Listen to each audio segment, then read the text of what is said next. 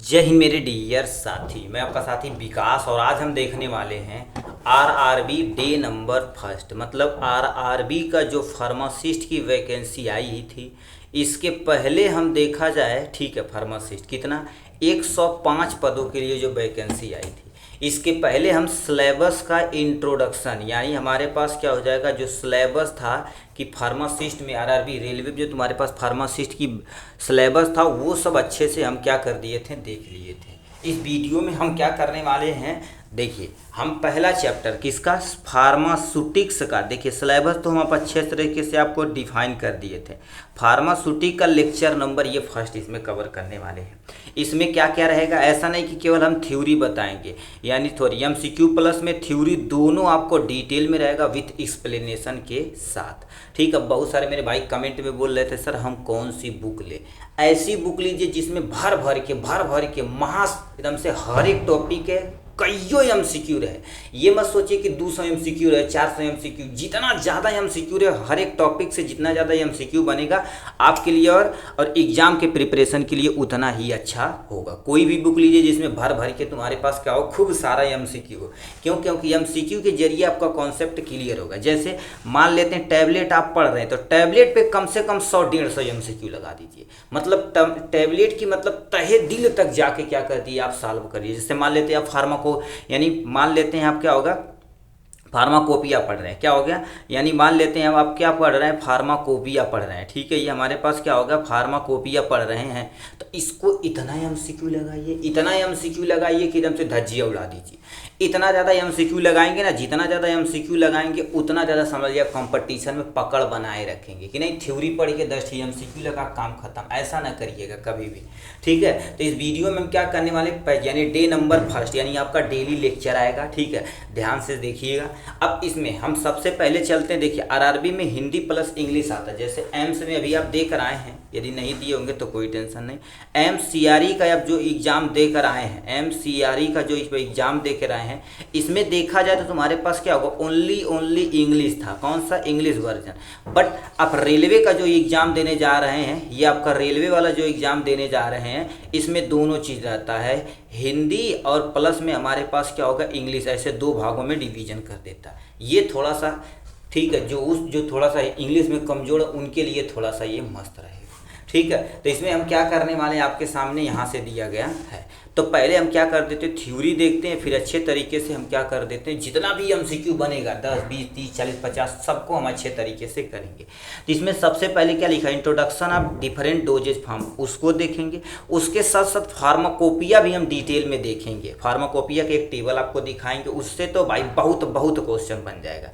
तो डिफिनेशन ये नहीं कि भैया, यानी हम तुमसे वहाँ से एग्जाम में नहीं पूछेंगे भैया डिफिनेशन बताओ यानी डोजेज फॉर्म का, ऐसा कभी भी नहीं होता है। ठीक है, तो क्या लिखा, dosage form of the define the physical form of the dosage, chemical compound use of drugs and medication intent for the administration और कंस्टिट्यूशन। कहने का मतलब डोजेज फॉर्म क्या होता है, एक समझ फिजिकल फॉर्म होता है जिसको आराम से आप क्या कर सकते हैं, शरीर के अंदर एडमिनिस्ट्रेट करा सकते हैं, इंटर करा सकते हैं। अब ये किसके रूप में आ सकता है, ये पिल्स के रूप में आ सकता है, टैबलेट के रूप में आ सकता है, कैप्सूल के रूप में आ सकता है, सिरप के रूप में आ सकता है, एरोसॉल के रूप में आ सकता है, इनहेलर के रूप में, लिक्विड इंजेक्शन के रूप में, प्योर पाउडर तथा सॉलिड क्रिस्टल के रूप में आ सकता है, नेचुरल तथा हर्बल फॉर्म में आ सकता है, जो कॉमन डोजेज फॉर्म है। अभी तक हम नॉर्मल पढ़े थे सॉलिड डोजेज फॉर्म्स, ठीक है, liquid doses form, unit doses form, but यहाँ डेप्थ हमें जाके क्या करना है, देखना। ऊपर नहीं पढ़ना भाई, अंदर तक हमें अच्छे तरीके से जाके देखना है। तो आशा करते हैं इतने डोजेज फॉर्म हो गए आपके सामने। अब हर एक डोजेज फॉर्म का क्या कर देते हैं, थोड़ा एग्जाम्पल हम लिख देते हैं। नहीं आता तो यहाँ इंग्लिश वर्जन दिया गया है, आप स्क्रीनशॉट लेके पढ़ते रहिएगा, उसका टेंशन नहीं है। अब इसमें क्लासिफिकेशन ऑफ डोजेज फॉर्म। अब देखिए सबसे पहले फिजिकल स्टेट देखेंगे। फिजिकल स्टेट की वो सॉलिड में है, लिक्विड में है, या सेमी सॉलिड में, या गैसेस में, उसको अच्छे तरीके से देखेंगे। Administration of the route, administration route मतलब कोई भी ड्रग्स हमारे शरीर के अंदर कैसे इंटर करती, मतलब जैसे मुंह के थ्रू लेते हैं, इंजेक्शन के थ्रू लेते हैं, मसल के थ्रू लेते हैं, रेक्टल के थ्रू लेते हैं, या ऊपर से ही अप्लाई कर देते हैं, उसको अप्लाई यानी एप्लीकेशन साइट वो कहाँ पर लगाया जाएगा, उसका यूज और डोजेज फॉर्म ऑफ क्लासिफिकेशन नीचे दिया गया है। सबसे पहला तुम्हारे फिजिकल स्टेट। दवाइयाँ देखा जाए चाहे सॉलिड के फॉर्म में रहेगी या सेमी सॉलिड के फॉर्म में रहेगी। अब गुरुदेव सेमी सॉलिड क्या होता है? जैसे आप जेल वगैरह उपयोग करते हैं, ठीक है, जेल लगा देखा जाए तो न तो सॉलिड रहता न तो लिक्विड, जेल के रूप में रहता, उसको सेमी सॉलिड बोला जाता है। वो चाहे लिक्विड के फॉर्म में रहेगा चाहे गैसियस के फॉर्म में रहेगा, तो इन सब चीज़ों के फॉर्म में रह सकता है। रूट ऑफ ड्रग्स में यानी ड्रग्स एडमिनिस्ट्रेशन आपको बता देते हैं। रूट ऑफ ड्रग्स एडमिनिस्ट्रेशन में देखा जाए चाहे ओरल दे सकते हैं, चाहे पेरेंटल दे सकते हैं, चाहे रेक्टल दे सकते हैं, चाहे नेजल दे सकते हैं, ठीक है। अब देखिए इसका हम थोड़ा सा आपको क्या कर देते हैं, रूट ऑफ ड्रग्स एडमिनिस्ट्रेशन को अभी एक हम और स्टेप बाय स्टेप पूरा डिटेल में बताते हैं कि कौन सा इंजेक्शन किसके फॉर्म में दिया जाता है। लास्ट में तुम्हारे पास साइट ऑफ एप्लीकेशन की, आप स्किन पे लगा रहे हैं, आई पे लगा रहे हैं, टूथ पे लगा रहे हैं, हैंड पे लगा रहे हैं, फूट पे लगा रहे हैं, हेयर पे लगा रहे हैं, नोज पे लगा रहे हैं, तो ये हो सकता है। यूज इंटरनल और एक्सटर्नल, मतलब इन शरीर के अंदर जाके काम कर रही है या बाहर जाके काम कर रहे हैं, उसमें हम क्या करेंगे देखेंगे। अब एक एक क्लासिफिकेशन यहाँ पर दिया गया। क्लासिफिकेशन नंबर फर्स्ट क्या कर दिया, classification of dosage form of the route. देखिए रूट ऑफ ड्रग्स एडमिनिस्ट्रेशन पहले on the basis of dosage form, dosage form के आधार पर किया गया है। पहला इनहेल डोजेज फॉर्म, इनहेल मतलब कोई गैस के फॉर्म में, जैसे कोई बंदा है सांस नहीं सही से ले पाता तो गैस हम लगा देंगे उसके मुंह पे, वो क्या करेगा उसके थ्रू अच्छे तरीके से अंदर चला जाएगा। उसमें क्या दिया जाता है, एरोसॉल दिया जाता है, गैसेस दिया जाता है, स्प्रे दिया जाता है, इनहेलर और मीटेड यानी कि मीटेड डोज इनहेलर दिया जाता है या सोल्यूशन फॉर द नेबुलाइजर। कहते हैं ना अभी छोटे बच्चों या सर्दी उर्दी होगा क्या नेबुलाइज कर दो, मतलब इन सब के थ्रू दवाइयाँ क्या कर देते हैं हम उसमें इंटर कराते हैं उनके शरीर के अंदर। तो ये हमारे पास हो जाएगा यहाँ से। ऑप्थेल्मिक नाम से पता, ऑप्थेल्मिक मतलब कोई भी आए समझ लेना आँख से रिलेटेड है। क्या हो गया, आँख से रिलेटेड है। जैसे तुम्हारे पास क्या होगा आई ड्रॉप, सोल्यूशन या सस्पेंशन भी हो सकता है, ठीक। ऑप्थेल्मिक जेल तुम्हारे पास क्या आ जाएगा, या यही सब पूछेगा आई ड्रॉप कौन सा डोजेज फॉर्म है, तो ऑप्थेल्मिक डोजेज फॉर्म है, ठीक है। ऑप्थेल्मिक ऑइंटमेंट भी आता है। ओरल डोजेज फॉर्म में तुम्हारे पास टैबलेट हो गया, कैप्सूल हो गया, सोल्यूशन हो गया, इमल्सन हो गया, जेल हो गया, पिल्स हो गया, पाउडर हो गया, सस्पेंशन हो गया, सिरप हो गया, बक्कल तथा सबलिंगुअल टैबलेट हो चुका है। तो इतना आपके क्या हो जाएगा, सिंपल सा देखा जाए तो कौन सा ओरल डोजेज फॉर्म के आएगा। लिखा ऑटिक डोजेज फॉर्म, ऑटिक नाम से पता, ऑटिक मतलब ऐसी दवाइयाँ जो कान में डाली जाएंगी, चाहे वो सोल्यूशन चाहे सस्पेंशन चाहे ऑइंटमेंट कुछ भी हो सकता है। तो ईयर ड्रॉप आता है, सोल्यूशन तथा सस्पेंशन के रूप में हो सकता है, ऑइंटमेंट भी होता है। तो इतने तुम्हारे पास क्या हो गए, यानी ऑटिक डोजेज फॉर्म के आते हैं। पेरेंटल डोजेज फॉर्म में तुम्हारे पास क्या आते हैं, सोल्यूशन आते हैं, इमल्सन आता है, सस्पेंशन फॉर इंजेक्शन, मतलब ये क्या कर देते हैं सिंपल सा। पेरेंटल मतलब क्या होता है, इंजेक्शन लेते हैं हमारे शरीर के अंदर इंटर करा देते हैं।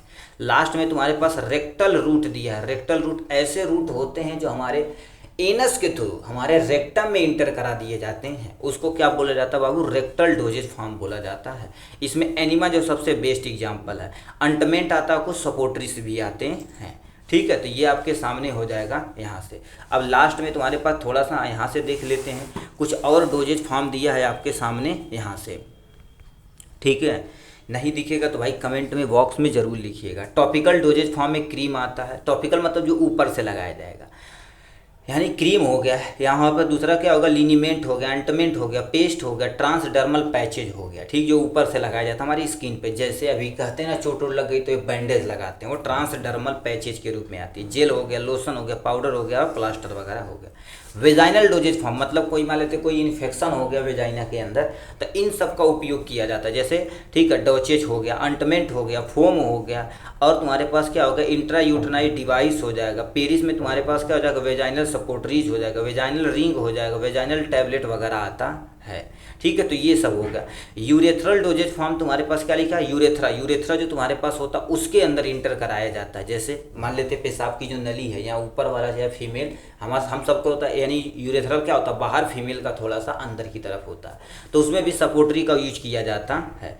सब लिंगुअल डोजेज फॉर्म, ऐसे डोजेज फॉर्म जो हमारे पास क्या होता है, जीभ के नीचे रख के अपना काम कर लिया जाता है, उसको सब लिंगुअल डोजेज फॉर्म बोला जाता है। अब इसके बारे में थोड़ा सा फार्माकोपिया। फार्माकोपिया सिंपल सा एक बुक होती है जिसमें सभी दवाओं का कैसे यूज करना, कौन से कॉम्बिनेशन बनाना, सब कुछ डिटेल में लिखा रहता है। उसको हम क्या बोलते हैं बाबू, फार्माकोपिया बोलते हैं। क्या बोलते हैं बाबू, फार्माकोपिया बोला जाता है, ठीक। कहेंगे सर इधर तेजी से आप चल रहे हैं, आप ये सब पढ़े हुए फर्स्ट ईयर या सेकेंड ईयर में आप पढ़े हुए अच्छे तरीके से। इसको माइंड में आपको केवल कॉन्सेप्ट चिपकाते जाना अच्छे तरीके से। अब फार्माकोपिया के ये तरह की होती है, इंडियन फार्माकोपिया जो सबसे ज़्यादा इस पर क्वेश्चन पूछा जाता है, जिसे हम आईपी के नाम से जानते हैं। ठीक है, हर एक देश की याद रखना, हर एक देश की अलग अलग फार्माकोपिया होती है। इसमें नेक्स्ट में ब्रिटिश फार्माकोपिया, ये सब अलग अलग कंट्री में अपना अपना चलता है। अब एक टेबल आप याद रखिएगा यहाँ से, इस टेबल को आप याद रखिएगा, अपने माइंड में यहीं से बैठा लीजिए। इंडियन फार्माकोपिया को हमने अच्छे तरीके से, फर्स्ट एडिशन कब आया हुआ था, आने की बात की जाए तो 1955 यानी 1955 में आया हुआ था। अबंडेंस कब इसमें सुधार हुआ, 1960 में हुआ। उस समय चेयरमैन कौन थे, डॉक्टर बी एन घोष थे। कौन थे, डॉक्टर बी एन घोष। उसमें देखा जाए तो जब फर्स्ट एडिशन आई थी कितनी वॉल्यूम थी, टोटल एक वॉल्यूम थी। क्यों, क्योंकि उस समय ज़्यादा दवाइयाँ वगैरह थी ही नहीं, एक वॉल्यूम सफिशियंट था।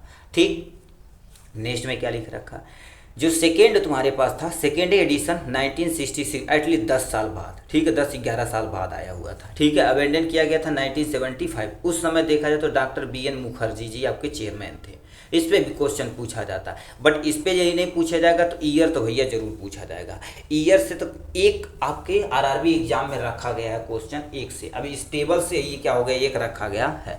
अब थर्ड एडिशन क्या हो जाएगा तुम्हारे पास, यानी कब आया था, 1985 में आया था। अबेंडन 2 बार किया गया था, यानी 1989 में और 1991 में किया गया था। उस समय तुम्हारे पास चेयरमैन क्या थे, डॉक्टर नित्यानंद जी थे। उस समय हमारी वॉल्यूम कितनी हो चुकी थी, 2 वॉल्यूम हो चुकी थी। फोर्थ एडिशन देखा जाए तो 1996 में आया हुआ था। अब ये 3 बार अबेंडेंट हो चुका। आप सोच सकते हो 2000 में हुआ था, 2002 में हो गया था, 2005 में भी हुआ था। उस समय भी हमारे चेयरमैन नित्यानंद जी लगातार के कौन थे तुम्हारे पास, नित्यानंद जी थे। कितनी बार, थर्ड फोर्थ फिफ्थ एडिशन तक नित्यानंद थे। इसमें वॉल्यूम तुम्हारे पास जो फोर्थ वॉल्यूम थी, फोर्थ एडिशन थी, उसमें कितनी वॉल्यूम, 2 वॉल्यूम थी। फिफ्थ एडिशन तुम्हारे पास कब आई थी, 2007 में आई थी। अबेंडेंट कब किया गया था, 2008 में किया गया था। उस समय भी डॉक्टर नित्यानंद जी चेयरमैन थे। इस समय देखा जाए तो हमारे पास वॉल्यूम, क्योंकि नंबर ऑफ दवाइयाँ बढ़ती चली जा रही थी, तो इस समय देखा जाए तो एडिशन 3 हो चुकी थी। 6 एडिशन कब आया हुआ था गुरुदेव, 2010 में आया हुआ था। 2010 में आया हुआ था। अमेंडमेंट कब हुआ था, 2000, ठीक है, 2012 में हुआ था। उस समय तुम्हारे पास क्या थे, यानी श्री के चंद्रमौली जी थे। उस समय देखा जाए तो वॉल्यूम, यानी वॉल्यूम कितनी हो गई थी, 3 हुई थी। ठीक है, 3 हो गई थी। अब यहाँ से बढ़ना शुरू हो जाएगा। 7th एडिशन देखा जाए तो हमारे पास कब आई थी, 2007 दूनी 14, ऐसे याद रखिएगा, 2014 में आई थी। ठीक है, 14, 2015, 2016 में इसको अमेंडेंट किया गया था। उस समय तुम्हारे पास नबी आज़ाद जी थे। वॉल्यूम देखा जाए तो 4 थे। 8 एडिशन देखा जाए तो कब आया हुआ था, 2018 में आया हुआ था। 19 और 21 में इसका अमेंडेंट किया गया था। उस समय तुम्हारे पास CN मिश्रा जी थे। 4 वॉल्यूम तब भी तुम्हारे पास प्रेजेंट थी। और ये वाला तो भैया पूछा जाता, 9th वाला। 9th एडिशन तुम्हारे पास कब आया हुआ था, 9th एडिशन की बात की जाए तो 2022 में आया हुआ था। अभी तक अबेंडेंट नहीं हुआ। ठीक है, ये डॉक्टर मनकूस तुम्हारे पास क्या मंद विद्या थी। ठीक है, मंदाविया थे। ठीक है, उस समय तुम्हारे पास कितनी वॉल्यूम हो चुकी थी, 4 वॉल्यूम हो चुकी थी। कुछ चीज़ें थोड़ा सा हम आपको एडिशन बता देते हैं, उसको आप अपने माइंड में रिकॉल करिएगा, फिर MCQ की तरफ हम रुक करते हैं। ठीक है, ठीक, तो कुछ एक्स्ट्रा पॉइंट हम आपके सामने यहाँ पर रखें, इसको एक बार सुन लीजिए। केवल सुने रहेंगे तो आपके लिए काम आएगा। और जो हमारे भाई ऑलरेडी काम करते हैं हॉस्पिटल में, मोस्ट ऑफ द ये वर्ड आपको आइडेंटिफाई होगा। पहला लिख रखा है इंट्रा आर्टिकुलर इंजेक्शन। ऐसा इंजेक्शन जो हमारे जॉइंट में लगाया जाता है। जैसे मान लेते हैं अभी ऑपरेशन करना नी का, या कोई दर्द हो रहा है नी का, या सोल्जर का, तो इन सब में जो तुम्हारे पास मतलब सिंपल सा ऐसी दवाइयाँ, ऐसा इंजेक्शन जो क्या कर देते हैं जॉइंट पे लगाया जाता है, उसका नाम दिया जाता है इंट्रा आर्टिकुलर दिया जाता है। क्या बोलते हैं, इंट्रा आर्टिकुलर बोला जाता है। नेक्स्ट में तुम्हारे पास क्या लिखा, इंट्रा आर्ट्रियल इंजेक्शन। ऐसा इंजेक्शन इनटू द, देखिए इंजेक्टेड इनटू द आर्टरिया। आर्टरीज अलग होती, वेन्स अलग होती है। फार्माको, ठीक है, किस में पढ़ेंगे, HAP में पढ़े होंगे। तो ये कह दिया आर्टरी, ऐसा इंजेक्शन जो आर्टरीज में इंटर कराया जाता है उसको क्या बोलते हैं, इंट्रा आर्ट्रियल इंजेक्शन बोला जाता है। नेक्स्ट में तुम्हारे पास क्या लिखा, इंट्राथीकल इंजेक्शन। इंट्राथीकल इंजेक्शन क्या होता है, injection into the CSF, cerebro spinal fluid होता है। जैसे फॉर एग्जांपल मान लेते हैं हमें पैर का ऑपरेशन करना, हड्डी टूट गई तो हमें रीढ़ की हड्डी में शून्य की सुई लगानी पड़ती है। तो वो जो शून्य की सुई लगाई जाती है उसी को क्या बोला जाता है, हमारे पास सेरिब्रो स्पाइनल फ्लूइड बोला जाता है। या ब्रेन में कोई दिक्कत हो गई है तो उसको हमें क्या करना है, एक पार्टिकुलर एरिया को शून्य करना है, तो उस कंडीशन में ये फ्लूइड होता है। ठीक है, जो सब इंजेक्शन एनेस्थीसिया वाले देते हैं निकालते थोड़ा सा वाइट कलर का निकलता, फिर इंजेक्शन को क्या कर देते हैं यानी अंदर इंटर करा देते हैं। तो ऐसे इंजेक्शन को क्या बोलते हैं, इंट्राथीकल इंजेक्शन बोलते हैं। रेट्रोबल्बर इंजेक्शन क्या होता है, injection behind the I bulb, मतलब ऐसा इंजेक्शन जो हमारे पास आंख के साइड में लगाया जाता है, जैसे किसी को मोतियाबिंद का ऑपरेशन करना, यानी कैटरैक्ट का इंजेक्शन, यानी कैटरैक्ट का क्या करना बाबू, वो लेना है। तो यहाँ पर क्या करेंगे, देखो आंख है तो ऐसे ऐसे देखेंगे, शून्य कर देते हैं, उसको ऑपरेशन करके ख़त्म कर देते हैं। सब लिंगुअल, ऐसा तुम्हारे पास यानी टैबलेट अंडर द टंग्स, मतलब जो जीभ के नीचे रखा जाता है तो उसको सब लिंगुअल बोला जाता है। सब क्यूटेनियस अंडर द स्किन, ऐसा दवाइयाँ जो स्किन के अंदर इंटर कराई जाती है। सब क्यूटेनियस में सबसे, और 2024 आरआरबी में ये पूछा गया था, इंसुलिन होता है। यानी इंट्रामस्कुलर इंजेक्शन जिसको हम आईएम से रिप्रेजेंट करते हैं, ऐसा इंजेक्शन जो लार्ज स्केलेटल मसल होती है, जैसे थाई मसल हो गई, हमारे पास क्या होगा, ये बॉडी वाली मसल हो गई। तो जहाँ पर ऐसा इंजेक्शन जहाँ पर मसल वाली लगाने, याद रखना मसल वाला इंजेक्शन कहीं भी लगाना, जहाँ पर मसल की नंबर ज़्यादा रहता है वहाँ पर आपको अच्छे से इंजेक्ट करना है। लास्ट में तुम्हारे पास क्या होता है, आईवी होती है, जैसे इंट्रावेनस बोलते हैं, इंजेक्टेड इनटू द वेन, ऐसा इंजेक्शन जो हमारे वेन में लगाई जाती है। याद रखना इस पर 100% बायोबिलिटी होती है, क्यों, क्योंकि इसमें न तो मेटाबॉलिज्म डायरेक्ट इसमें चली जाएगी, ब्लड में एब्जॉर्ब होकर चली जाएगी, फिर मेटाबॉलिज्म वगैरह वगैरह जो होना चाहिए वो सब ईजिली हो जाएगा।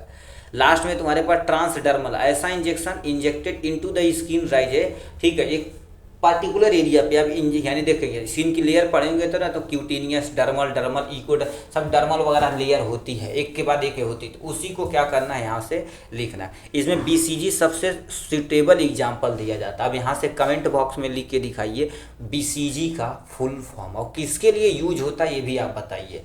आप फर्स्ट ईयर में पढ़े होंगे, सुटिक्स यदि पढ़े होंगे तो उसमें बताए होंगे आपके सर, वैक्सीन जब पढ़ा रहे होंगे तब। उसके साथ साथ तुम्हारे पास क्या होगा, फार्माकोलॉजी और प्लस में फार्माकोथेरेपेटिक्स पढ़े होंगे तो उसमें भी बताया गया था बीसीजी इंजेक्शन के बारे में, ठीक है। तो इसको कमेंट बॉक्स में इसका फुल नेम प्लस यूजेज आप यहीं पॉज करके तुरंत आप लिख के दिखाइए। तो इतना था हमारे किसके बारे में भैया, जनरल चीज़ें के बारे में। अब हम चलते हैं अपने एमसीक्यू के बारे में। देखिए एमसीक्यू जितना तेज़ी से आप लगाएंगे आपके लिए उतना ही सूटेबल रहेगा, ठीक है। और याद रखना इसका मतलब नहीं कि देखते ही मार दें कि हम पूरा ऑप्शन ही न पढ़ें। आपसे अनुरोध है कोई भी एग्जाम दीजिए, चारों ऑप्शन अच्छे से क्या करिए आप पढ़िए, फिर देखिए कौन कैंसिल आउट हो रहा है, जो सही लगेगा उसी पे आप क्या करिए टिक मारिए। चलिए अब शुरू करते हैं यहाँ से, ठीक है, यानी अपने प्यारे से क्वेश्चन की तरफ। अब क्या लिख रखा, पहला क्वेश्चन आपके सामने, पहला dash can be define as the physical form. अभी देखिए physical form of the dosage of the chemical compound use of the drugs, जो आप यूज करते हैं डोजेज फॉर्म का, ठीक है। डोज, अब देखो साफ लिखा डोज ऑफ द केमिकल मतलब दवाइयाँ जो आप यूज करते हैं, ठीक है। Compound use as a drugs और मेडिकेशन इंटेंट फॉर एडमिनिस्ट्रेशन और कंजप्शन, मतलब कोई भी दवाइयाँ आप जब लेते हैं डोज के फॉर्म में उसको क्या बोला जाता है। पहला दे रखा डोजेज फॉर्म, दूसरा लिक्विड फॉर्म, सॉलिड फॉर्म या गैसेज फॉर्म। अब बताइए उसको क्या बोलते हैं, डोजेज फॉर्म कहते हैं। एक खुराक दवाई दे दो, तो यहाँ पर देखो खुराक बोला गया, नहीं समझ में आता तो यहाँ पर आप लिखिए खुराक के भौतिक रूप से परिभाषित किया जा सकता है। इसका उपयोग औषधि की चिकित्सा के रूप में प्रशासन के या उपभोग के लिए किया जाता है, उसको खुराक बोलते हैं। यानी ए वाला ऑप्शन क्या हो जाएगा आपके सामने करेक्ट हो जाएगा। नेक्स्ट में क्या लिखा, which are the following the urethral. अब भैया देखो कह दिया urethral dosage form, urethral dosage form इसमें से कौन सा है। अभी बोले थे यूरेथ्रा के लिए तुम्हारे पास किसी न किसी सपोर्टरी की जरूरत पड़ेगी। अब ये हूबहू क्वेश्चन क्या पूछा, देखो यूरेथ्रल डोजेज फॉर्म तुम्हारे पास सपोर्टरीज हो जाएगा। तो भाई ऐसे ही क्या कर दीजिएगा, थ्योरी हम डायरेक्ट इसलिए नहीं पढ़ाते हैं। देखिए हमको भी क्या करते हैं, एमसीक्यू लिए धड़ धड़ बता के इसका ये सही इसका ये सही। जब आपके माइंड में एक बार थ्योरी बैठ जाएगा, क्योंकि आप ऑलरेडी पढ़ चुके हैं, थ्योरी बैठ जाएगा तुरंत भन भन भन मार देंगे आप आंसर, ठीक है। तो क्या रखा है, यूरेथ्रल डोजेज फॉर्म में क्या होता है, फोम होता है, पेरिस होती है, यानी ट्रांसडर्मल पैचेज होती है, सपोर्टरीज होती है। तो ये सपोर्टरीज पे आप क्या कर देना टिक मार देना। नेक्स्ट में तुम्हारे पास क्या लिखा है, pessaries and foam are the example of dash dash dosage form. मतलब करिए तुम्हारे पास क्या होता है, ये जो तुम्हारे पास पेरिस होता है और फोम होता है, इसका उपयोग किया जाता है वेजाइनल में किया जाता है। आप कहेंगे तुम्हारे पास देखिए वेजाइनल डोजेज फॉर्म में आपको बताया गया था, फोम बताया गया था, और तुम्हारे पास क्या हो जाएगा पेरिस यहाँ सामने, यही दो तुम्हारे पास उठा के वहाँ दिया गया है। तो ये आपके सामने क्या हो गया, देखिए ये जो बुक है बहुत सटीक तरीके से बनाई गई भाई, ठीक है। तो यहाँ पर क्या होगा, एग्जाम्पल ऑफ वेजाइनल पे क्या कर दीजिए आप, टिक मार दीजिएगा यहाँ से, ठीक। चलिए चौथे नंबर की क्वेश्चन की तरफ रुक करते हैं, ठीक है। अब बताइए, ठीक है, फोम हो गया, पेरिस हो गया, ओरल तो ले सकते हैं, पेरेंटल के लिए तुम्हारे पास इंजेक्शन में भर के दें, यूरेथल मतलब सपोर्टरी की रिक्वायरमेंट होती है। नेक्स्ट में तुम्हारे पास क्या लिखा, यानी चौथा number, which of the following not a सब टाइप ऑफ ऑइंटमेंट, मतलब इसमें से कह दिया है इनमें से उप प्रकार का मलहम नहीं है, याद रखना मलहम नहीं है। पहला तुम्हारे पास ऑप्शन में क्या दिया हुआ है, ऑप्शन में पहला ऑप्शन में तुम्हारे पास तैली, यानी जो मलहम होता है थोड़ा सा चिपचिपा होता है, यानी ये सही है। नाट बोला, ध्यान से सुनिएगा, ये नाट वाला बड़ी कंफ्यूजिंग क्वेश्चन रहता है। नाट मतलब ये तुम्हारे पास सही है। वाटर वॉशेबल मतलब ऑइंटमेंट को हम क्या कर सकते हैं, पानी से धो सकते हैं, ये भी तुम्हारे पास सही है। यानी जो तुम्हारे पास ऑइंटमेंट होता है एब्जॉर्ब होता है, यानी ये भी सही है, ये भी सही, ये भी सही। बट प्लास्टर क्या कर देता है, लगा दिया जाता है एक बार तो कईयों दिन तक उसे रखा जाता है, जैसे हड्डी उड्डी टूटने पे लगाया जाता है। तो ये हमारे पास हो जाएगा, या कहते हैं प्लास्टर थोड़ा नहीं, छोटा सा कहीं चोट लग जाती तो एक चिपकाने वाला होता है, ठीक है, ट्रांसडर्मल पैच के फॉर्म में, तो ये भी हो जाएगा। तो वो तुम्हारे पास क्या होगा, उसमें देखेंगे किसी भी तरह का ऑइंटमेंट वगैरह नहीं लगा होता, तो ये करेक्ट ऑप्शन हो जाएगा। पांचवा नंबर क्वेश्चन क्या पूछा, which are the following example of external bulk solid, याद रखना एक्सटर्नल मतलब बाहरी, अब बल्क मतलब क्या होता है जो ज़्यादा अमाउंट में होता है, सॉलिड मतलब ठोस होता है। देखिए क्या लिखा, बाह बल्क ठोस का उदाहरण है, ठीक है, मतलब इसमें किया जाएगा एक नहीं बहुत सारे अमाउंट में छोटे छोटे कणों के रूप में उपयोग किया जाता है, उसको क्या बोलते हैं। अब इसमें फाइन पाउडर देखा जाए तुम्हारे पास, इसको पानी में घोल के हम क्या कर सकते हैं, इंजेक्शन लगा सकते हैं, तो ये तो नहीं होगा। यहाँ तुम्हारे पास क्या होगा, कैचेस, ये भी नहीं होगा। ग्रेन्यूल को कर दिया जाता है। अब उसके लिए डस्टिंग पाउडर में देखेंगे छोटे छोटे बहुत ज़्यादा अमाउंट में क्या होते हैं, बहुत छोटे छोटे दाने मतलब बल्क मतलब क्या होता है, ज़्यादा होता है। तो यानी ए वाला ऑप्शन क्या हो जाएगा, आपका करेक्ट ऑप्शन हो जाएगा। नेक्स्ट में छठा number, which are the following not, देखिए भैया यदि ये देखते ही आप क्या कर दिए, उसको माइंड में आप एक बार रख लीजिए। Not an example of the unit doses form, ऐसा डोजेज फॉर्म जो एक ही बार में इंटर करा दिए थे, जैसे टैबलेट हो गया, कैप्सूल हो गया। टैबलेट उठाएं तो उसको क्या करें, एक ही बार में हम क्या कर दिए, अंदर की तरफ कर लिए, तो उसको यूनिट डोजेज फॉर्म बोला जाता है। तो इसमें कह दिया, ध्यान से सुनिए, not an example of unit. अब बताइए, टैबलेट भैया यूनिट डोजेज फॉर्म है, पिल्स जो तुम्हारे पास होती है एक ही बार में दी जाती है, कैप्सूल यानी ये भी यूनिट डोजेज फॉर्म, ये भी यूनिट डोजेज फॉर्म, ये भी यूनिट डोजेज फॉर्म, ये बल्क तुम्हारे पास सॉलिड फॉर्म के अंतर्गत आता है। तो ये वाला ऑप्शन क्या हो जाएगा, करेक्ट ऑप्शन हो जाएगा। नेक्स्ट में तुम्हारे पास 7वां नंबर क्वेश्चन की तरफ चलते हैं। 7वां नंबर क्या दे रखा, dash an example of bulk solid. देखिए फिर खतरनाक क्वेश्चन पूछा, बल्क सॉलिड, अभी ऊपर जो पढ़े वही सेम टू सेम यहाँ दिया। बल्क सॉलिड में तुम्हारे पास क्या आते हैं, याद रखा, यहाँ पर क्या लिखा, लॉजेंस टैबलेट होता है, यानी मीठी टैबलेट ही कई बार में लेते हैं, ये बल्क में नहीं सॉलिड में होता है। सॉल्युबल वाटर यानी सॉल्युबल टैबलेट, बताइए घुलेगा तो जाहिर सी बात सॉलिड के फॉर्म में रहेगा, तो ये तुम्हारे पास नहीं है। सॉफ्ट जिलेटिन, वो भैया बल्क नहीं रहता, यूनिट एक ही बार में खा लेते हैं। तो बच्चा ये तुम्हारे पास दंतमंजन में क्या लेते हैं, जैसे अभी घरों पे देखे होंगे तो लाल वाला दंतमंजन ऐसे लेते हैं, तो देखिए छोटे बहुत ज़्यादा ग्रेन्यूल रहते हैं, ठीक है, उसी को हम क्या कर देते हैं, दंतमंजन रगड़ते हैं। तो डेंटिफायर क्या हो जाएगा, करेक्ट ऑप्शन हो जाएगा। ड्राई सील और वेट सील इज ए सब टाइप, मतलब सूखी सील तथा नम सील का उप प्रकार है। पहला दे रखा कैप्सूल, दूसरा दे रखा कैचे, तीसरा दे रखा टैबलेट, या तुम्हारे पास गोलियां। अब आपको बताते हैं तुम्हारे पास सूखी सील, ठीक है, कह दिया तुम्हारे पास क्या होगा, सूखी सील, और तुम्हारे पास नल सील, उसको जानते हो क्या बोलते हैं, कैचेस बोला जाता है। क्या बोलते हैं, कैचेस। जैसे अभी तुम्हारे पास सरचेट वगैरह नहीं आता है, उसके अंतर्गत ये जाता है। तो ये तुम्हारे पास बी वाला ऑप्शन क्या हो जाएगा, करेक्ट ऑप्शन हो जाएगा। तो 8 क्वेश्चन हमने देखे, अब आगे की तरफ रुक करते भैया, ठीक है, टाइम लगेगा मेरे भैया, बट हर एक कॉन्सेप्ट हम जानते हैं अच्छे तरीके से क्लियर ही होकर आप जाएंगे यहाँ से, ठीक है। अब 9वां नंबर क्वेश्चन क्या पूछ दिया, ध्यान से चलिए, 9वां नंबर क्वेश्चन क्या पूछ दिया, दिख रहा है कि नहीं, ठीक है। अब देखिए ग्लाइडेंट, अब देखिए क्या दिया, ग्लाइडेंट। अब याद रखना, ग्लाइडेंट कभी भी आए तो उस फ्लो को यानी सरफेस फ्लो को क्या कर देता, मेंटेन करता है। तो ग्लाइडेंट टैबलेट यानी डैश डैश करने में सहायक होता है, उसे प्रवाहित करने में, क्योंकि आराम से प्रवाहित होगा तो इतना ज़्यादा सरफेस एरिया घेरेगा, जितना ज़्यादा सरफेस एरिया घेरेगा उतनी तेज़ी से क्या होगा, ड्रग्स एब्जॉर्ब होगा। तो कह दिया कलर, ये colouring agent, taste sweetening agent, order तुम्हारे पास क्या हो जाएगा, आपका फ्लेवरिंग एजेंट के अंतर्गत आ जाएगा। तो ये फ्लो वाला क्या हो जाएगा, करेक्ट ऑप्शन हो जाएगा, ठीक है, नेक्स्ट में चलते हैं 10वां number question, hard gelatin capsule are dash dash dash. ठीक है, अब कह दिया and opaque with the attract, opaque मतलब समझते हो अपारदर्शी, जिसके तुम आर पार नहीं देख पाओ, उसको यहाँ पर बोला जाता है। तो हार्ड जिलेटिन कैप्सूल तुम्हारे पास होता है, क्या होता है, अब इसमें देखिए हार्ड जिलेटिन कैप्सूल, याद रखना हार्ड कह दिया तो बताइए हार्ड तो तुम्हारे पास होता है, तो आर पर हम क्या कर सकते हैं, नहीं देख सकते, ये तो तुम्हारे पास सही है। अब यहाँ पर क्या फिलअप किया जाए उसके लिए तुम्हें पास क्या करना पड़ेगा, बताना पड़ेगा। देखिए सबसे पहले तुम्हारे पास हार्ड जिलेटिन यानी जिलेटिन कैप्सूल डैश आकर्षक रंग के साथ अपारदर्शी होते हैं, तो उनको क्या बोलते हैं, ट्रांसपेरेंट या कलरेंट बोलते हैं। भैया आर पार दिखेगा तो कलरेंट नहीं होगा, तो ये रॉन्ग हो जाएगा। सेमी ट्रांसपेरेंट ये भी तुम्हारे पास नहीं होगा। ट्रांसलूसेंट जो अपारदर्शी है तुम्हारे पास क्या होती है, थोड़ा मात्रा में दिखती है, थोड़ा मात्रा में नहीं, तो ये भी रॉन्ग हो जाएगा। तो 10वें का तुम्हारे पास ए वाला क्या हो जाएगा बाबू, करेक्ट ऑप्शन हो जाएगा। ठीक, ये हो गया। अब चलिए नेक्स्ट में चलते हैं, 11 नंबर क्वेश्चन की तरफ चलते हैं। ठीक है, ठीक है, अब 11 नंबर क्वेश्चन क्या पूछ दिया, इसके तरफ रुक करते हैं। 11 नंबर पे डैश लिख रखा, copolymer are prefer for the drugs delivery because the chemical composition total molecular weight is easily क्या होता है, चेंजेबल, मतलब क्या कह रखा, कोई ड्रग्स हमारे शरीर के अंदर डिलीवर कराना तो उसका जो केमिकल कंपोजिशन होना चाहिए, टोटल मॉलिक्यूलर वेट होना चाहिए, इजीली चेंजेबल होना चाहिए, मतलब आसानी से परिवर्तन हो सके।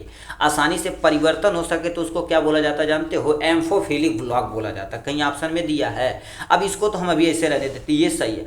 लिपोफिलिक मतलब तुम्हारे पास क्या होगा, लिपो मतलब लिपिड, फिलिक मतलब प्यार करता, तो वो सब क्या लिपिड से प्यार करता। हाइड्रोफोबिक मतलब क्या होता है, ये हाइड्रोफोबिक मतलब पानी से डरेगा।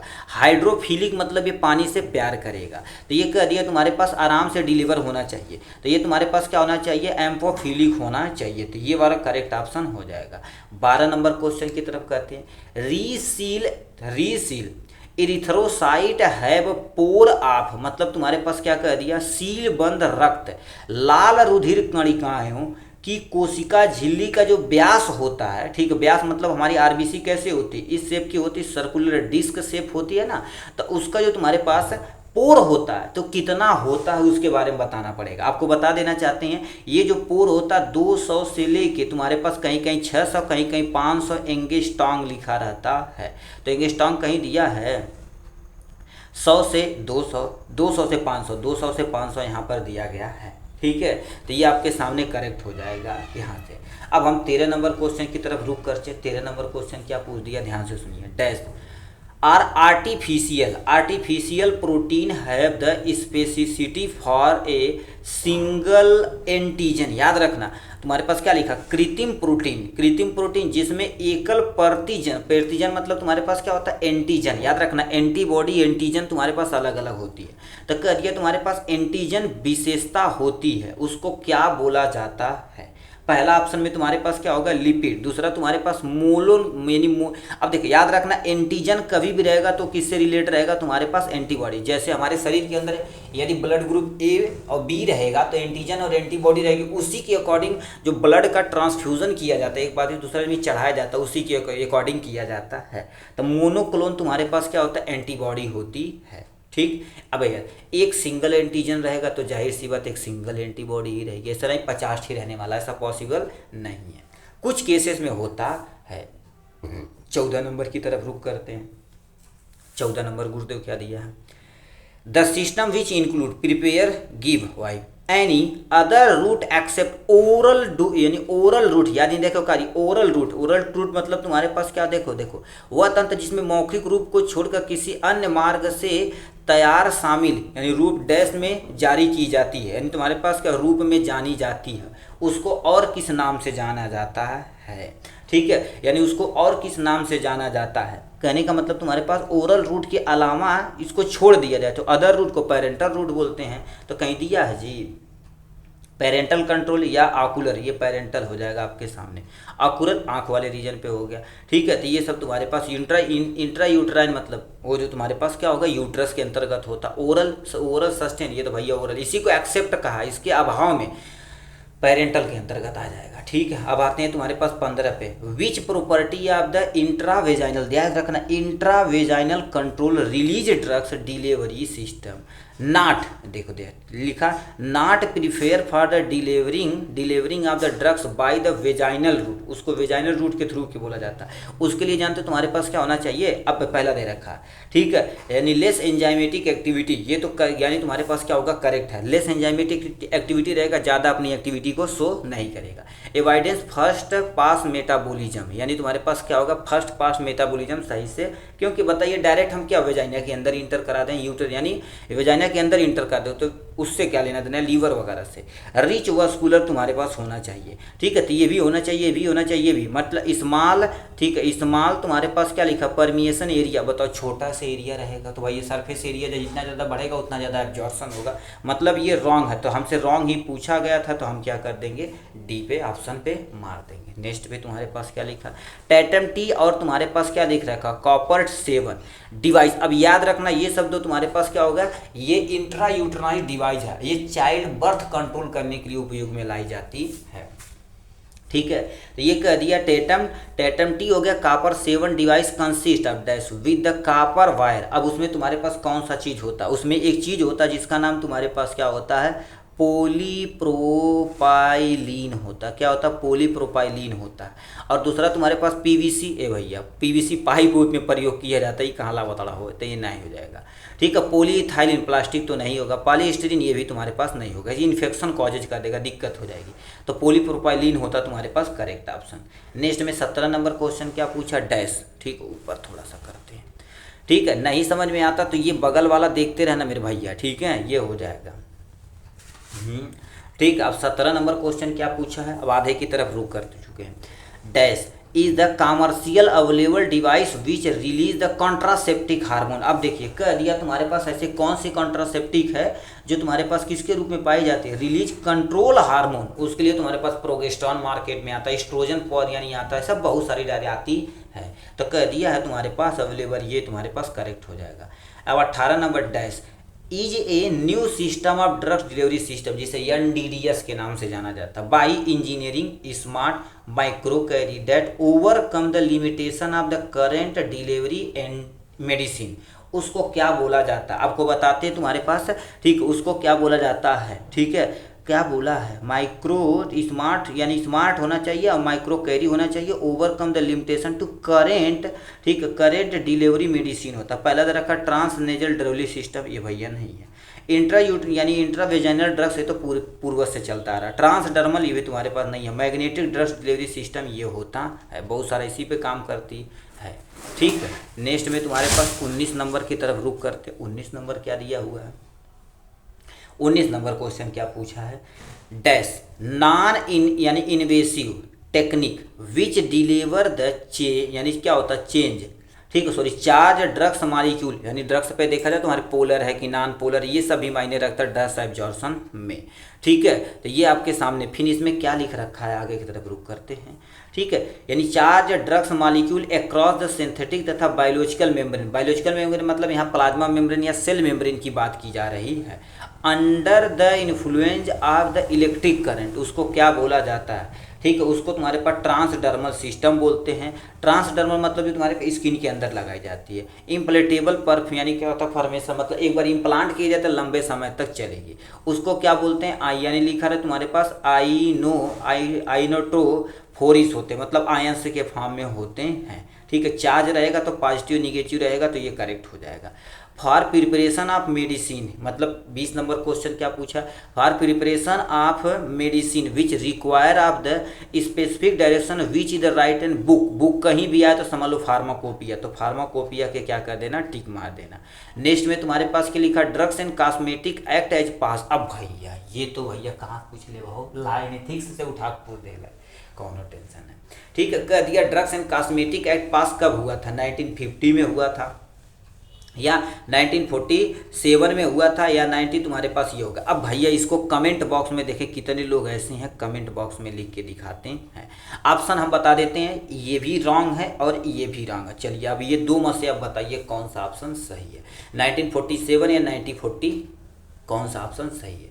तो ये 20 नंबर का क्वेश्चन था। अब नेक्स्ट क्वेश्चन की तरफ रुक करते हैं भैया, ठीक है, नेक्स्ट क्वेश्चन की तरफ रुक करते हैं आपके सामने यहाँ से। अब इधर तुम्हारे पास एटलीस्ट लास्ट हो जाएगा क्वेश्चन। चलिए यहाँ से आते हैं नेक्स्ट क्वेश्चन की तरफ, ठीक है। नीचे इसको रख देते हैं, ठीक है। अब क्या लिख रखा है देखिए, यहाँ से तुम्हारे पास क्या हो गया, ठीक है। यहाँ से कह दिया इंडियन फार्माकोपिया कमेटी वाज लिखा constitute in dash dash dash, ओ भैया पब्लिकेशन ऑफ द आईपी, यानी समझो कह दिया इंडियन फार्माकोपिया जो कमेटी थी कॉन्स्टिट्यूट कब की गई थी, ठीक है, कब की गई थी, तो तुम्हारे पास 47 के बाद की गई थी, तो 47 48 1948 में की गई थी। नेक्स्ट में तुम्हारे पास क्या क्वेश्चन पूछ ले हो, second edition was the publish 1966 में, यानी क्या लिखा सस्पेंड कम, अब उसका सस्पेंड कब आया हुआ था, ठीक है, कब आया हुआ था तुम्हारे पास, यदि ये 66 में की उसके पहले ही आ गया था सस्पेंड तुम्हारे पास क्या 1960 में, तो 1960 तुम्हारे पास क्या हो जाएगा, ये वाला ऑप्शन 1960 नहीं, इसके बाद वाला होता है ना सस्पेंड में, नहीं ये तुम्हारे पास होगा 75 आया हुआ था, ठीक है। तो ये आपके सामने करेक्ट हो जाएगा। 24 नंबर क्वेश्चन चलते हैं, डैश डैश डैश, ठीक है। IP was the publish in, ठीक है, 1985 में, और अमेंडमेंट कब किया गया था 1989 में, 1991 में। अब भैया कौन सा ऐसा है जो तुम्हारे पास एडिशन 1985 में आया हुआ था, और उसमें 2 बार अमेंडमेंट किया गया था 1989 में और 1991 में। अब इसमें ऑप्शन में दे रखा तुम्हारे पास सेकेंड एडिशन, थर्ड एडिशन ही आया हुआ था। आपको थोड़ा सा दिखा देते हैं थर्ड एडिशन के बारे में। देखिए थर्ड एडिशन क्या कर रखा 1985 में, यानी 1989 और 1991 में इसे अमेंडमेंट भी किया गया था, ठीक है। ये थर्ड वाला सही हो जाएगा। Fifth edition of the Indian pharmacopoeia was publish in the 2007, चलो हमने मान दिया। अबंडेंट कब की गई थी पब्लिश में, अब भैया देखो कितना क्वेश्चन फिफ्थ एडिशन से पूछा हुआ था। अबंडेंट कब की गई थी फिफ्थ एडिशन, तुम्हारे पास पहला ऑप्शन 2009, 2010, 2008, 2008 पे टिक मार देना यहाँ से। नेक्स्ट पे तुम्हारे पास 26 नंबर क्वेश्चन क्या पूछा, dash dash of IP was publish 1996, मतलब ऐसे तुम्हारे पास कौन है जो 1996 में पब्लिश की गई थी, एंड अमेंडेंट की गई थी 2000 में, 2005 में की गई थी। Fourth edition, fifth edition, fourth दिया, सेकेंड दिया, थर्ड दिया, या तुम्हारे पास क्या दे दिया है आपके सामने। अब भैया ये बताओ 1996 में तुम्हारे पास क्या बोले, 1996 में फोर्थ एडिशन आया हुआ था, 3 बार इसका अमेंडमेंट किया गया था, 2000, 2002 में, 2005 में किया गया था, ठीक है। तो यहाँ पर क्या होगा, फोर्थ एडिशन कहीं दिया, फोर्थ पे आप क्या कर देंगे, टिक मार देंगे यहाँ से। नेक्स्ट की तरफ रुक करते हैं भैया। 27 number, how many volume present in the Indian pharmacopoeia 2007, यानी 2007 में देखा जाए तो कितने वॉल्यूम थे। अब आपको बताइए कितने वॉल्यूम थे, पहला ऑप्शन 6, या तुम्हारे पास क्या दे रखा थर्ड या फोर्थ, या तुम्हारे पास 6 है, तो भैया अभी तो होगा नहीं कि बचाइए तुम्हारे पास हो गया। अब 2007 में देखो, 2007 में टोटल कितने वॉल्यूम थे, 3 वॉल्यूम थे 2007 में फिफ्थ एडिशन आया हुआ था, 3 वॉल्यूम थे, 3 पे मार देंगे यहाँ से ऑप्शन में। फिर यानी का फार्मास्यूटिकल ऐड, अब फार्मास्यूटिकल ऐड गुरुदेव क्या होते हैं, ऐसे चीज़ जो हमारे पास क्या कर देते हैं, किसी भी केमिकल दवाइयों में मिलाए जाते हैं जिसकी क्वांटिटी बढ़ाने के लिए की जाती है, उसको फार्मास्यूटिकल ऐड बोला जाता है। यानी एन से लेके जेड तक are present dash dash dash, N तुम्हारे पास क्या होगा आईपी 2007 यानी 2007 में किया गया था, उसमें तुम्हारे पास क्या था, उसमें द्वितीय वॉल्यूम था, वॉल्यूम तुम्हारे पास क्या हो जाएगा, सेकेंड हो जाएगा। 29 number, 6th edition of Indian pharmacopoeia was publish in, मतलब क्या दे रखा 6th edition of Indian pharmacopoeia publish कब की गई थी, ठीक है, पब्लिश इन 2010, मतलब 2010 में की गई थी, चलिए हमने मान दिया। अच्छा है, अब कह दिया इट कंटेंट, क्या कंटेंट किया हुआ था वो इसके बारे में बताना पड़ेगा। आपको बता दें उस समय तुम्हारे पास 6th एडिशन कितने वॉल्यूम हो चुके थे, 3 वॉल्यूम, 4 वॉल्यूम, 3 वॉल्यूम, 4, 2 या 2, तो भैया हमारा मानना से कौन टेंशन है। Indian pharmacopoeia 2014 is present in the volume, 2014 में कितने वॉल्यूम थे, 2014 मतलब 7 दूनी 14, यानी 7वां एडिशन का रखा तो उस समय 4 वॉल्यूम प्रेजेंट थे, कहीं दिया है। पहला ऑप्शन 5th, 6, 7, और ये तुम्हारे पास क्या कर दिया है 4 दिया हुआ है, तो ये 4 पे क्या कर देना, टिक मार देना। नेक्स्ट में तुम्हारे पास क्या लिख रखा 31 वाले क्वेश्चन की तरफ, ठीक है। 31 क्या लिख रखा है 31, the drugs that are not in use now day, मतलब इस समय यूज नहीं किया जाता, आर ओमिट यानी from dash edition of the Indian pharmacopoeia, तुम्हारे पास 8th एडिशन, या अब याद रखना ध्यान से, not a now day use नहीं किया जाता है, ठीक है, नॉट यूज नहीं किया जाता है, यानी यहाँ edition of the Indian pharmacopoeia 8, 5 या 7 नहीं किया जाता है इस समय। 7 मतलब तुम्हारे पास क्या हो गया, कुछ एडिशन है उसमें क्या कर दिया है, उड़ा दिया गया है। ठीक है, 32 number question, in with the first edition of the BP यानी ब्रिटिश फार्माकोपिया पहला एडिशन कब आया हुआ था। ब्रिटिश से क्वेश्चन पूछ दिया है 4-5 यहाँ पूछ दिया जी, पढ़ना पड़ेगा। चलो कोई टेंशन नहीं, आप यहाँ देख लीजिए। ठीक है, यहाँ से क्या कर देते हैं, हमारे पास ब्रिटिश फार्माकोपिया कब आई हुई थी। ब्रिटिश फार्माकोपिया पहला एडिशन तुम्हारे पास कब आई थी, 1864 में आई थी, 1864 में। तो ये तुम्हारे पास करेक्ट ऑप्शन हो जाएगा। First edition of BP was the complaint with the help of dash dash old and repute, मतलब दोबारा उसे किया गया था फार्माकोपिया। तो तुम्हारे पास क्या दे रखा, पहला ऑप्शन में थर्ड यानी 6 थर्ड या 4th, या तुम्हारे पास ये हो जाएगा 4th पे, सॉरी 3rd पे तुम्हारे पास करेक्ट ऑप्शन हो जाएगा। नेक्स्ट की तरफ रुक करते हैं। 34 number, second edition of the BP was publish, यानी ब्रिटिश फार्माकोपिया का सेकेंड एडिशन कब पब्लिश हुआ था। ठीक है, तो वो यानी 1874 में किया गया था। ठीक है, ये ज़्यादा नहीं पूछता बट यहाँ ज़्यादा पूछ दिया, कोई टेंशन नहीं, हमें रिकॉल तो कर लेते हैं। 35 number question, dash BP was the publish 1885 में, मतलब यानी 1885 में अबेंडेड की गई थी 1890 में, 5 साल अबेंडेड की। कौन सी यहाँ पर फार्माकोपिया, ठीक है, कौन सी फार्माकोपिया ब्रिटिश की थी, 7 एडिशन या तुम्हारे पास 3rd एडिशन या 2nd एडिशन या 5th, उस समय 3rd एडिशन चल रही थी। 5th edition of the BP यानी ब्रिटिश फार्माकोपिया वाज पब्लिश, यानी पहला जो तुम्हारे पास क्या होगा 5th एडिशन था, वो कब पब्लिश की गई थी, 1914 में की गई थी, 1914 में की गई थी। तो इस तरह से देखा जाए तो हमने क्या करिए 36 क्वेश्चन उन सबको देखा जो डोजेज फॉर्म के रिलेटेड थे, और प्लस में तुम्हारे पास क्या कर देते थे भैया, फार्माकोपिया के थे। तो मतलब इन सबको हमने क्या कर दिया, पूरा डिटेल में कवरअप किया है। चलिए आज के लिए बस इतना ही, फिर मिलेंगे नेक्स्ट वीडियो में नेक्स्ट टॉपिक के साथ। तब तक के लिए bye bye and take care.